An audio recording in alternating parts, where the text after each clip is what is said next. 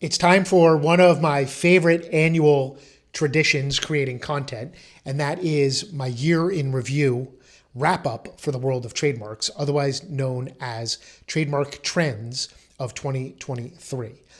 2023 was a busy year in the world of trademarks. In fact, might even be considered the busiest year in the world of trademark developments in a long time. And I think you'll understand why as I go through these. The Supreme Court both heard recently a trademark case and decided in the spring a trademark case. The case it decided was Jack Daniels brought a case against a dog toy that was a parody of a Jack Daniels bottle.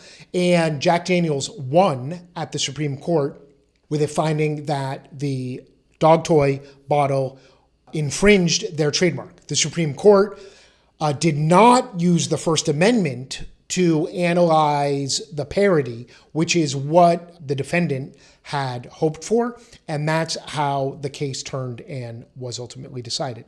In the case that the Supreme Court heard a few weeks ago and has not yet ruled on, also relates to First Amendment issues and whether the bar on trademark registration that features the name of an individual is valid. And the case before the Supreme Court involves a trademark application for the phrase Trump too small.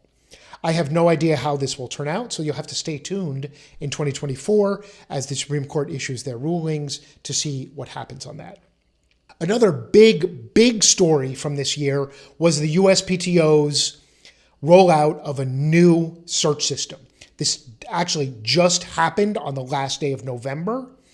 And while I wish the rollout would have been done a little bit differently, the new search system is working well from what I can tell. It is more robust, it is more complex, and it is not easy to learn all the advanced features. But it is a big development that impacts not only the examiners at the USPTO, but also attorneys and users of the USPTO system and how we search for trademarks there. The old system, believe it or not, had been launched. It was either 2000 or 2022, so it had a very long lifetime. Unfortunately, 2023 also saw more new scams targeting trademark applicants and owners. We saw new scams where people called applicants on the phone pretending to be from the USPTO and asking for money and filing fees. This is obviously extremely worrisome. You can read more about that or watch other videos that we've created about that. Also, new scams, new types of emails and other things targeting the world of trademarks and trademark filers, unfortunately.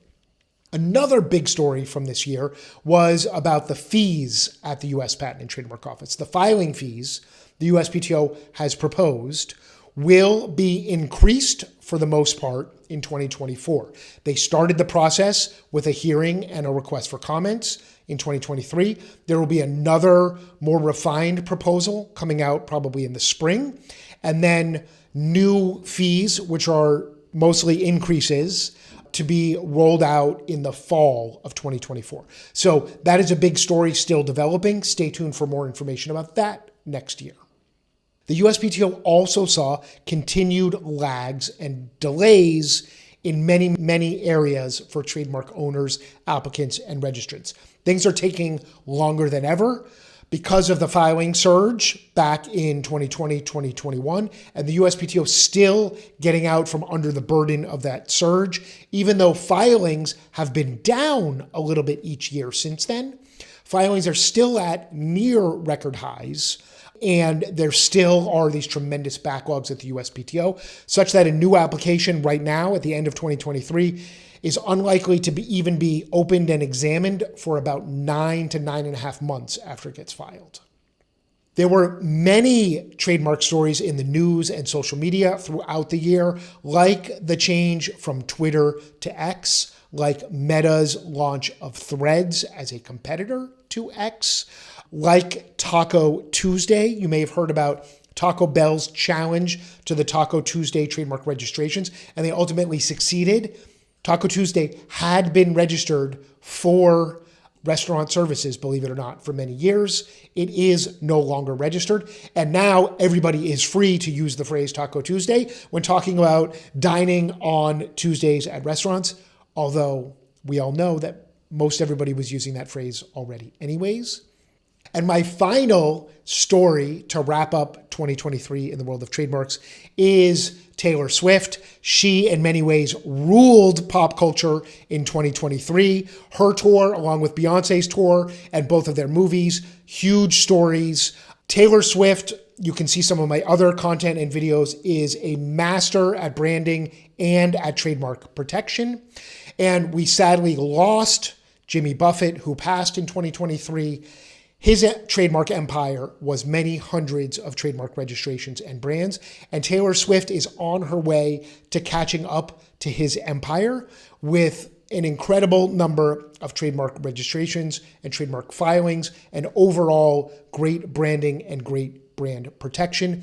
You can find much more content about that, all of these topics and all types of trademark topics.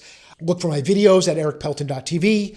Listen to my podcasts wherever you subscribe to podcasts, on Spotify, Apple, or you can find it at ericpelton.live, or follow us on social media at Making Trademarks Bloom.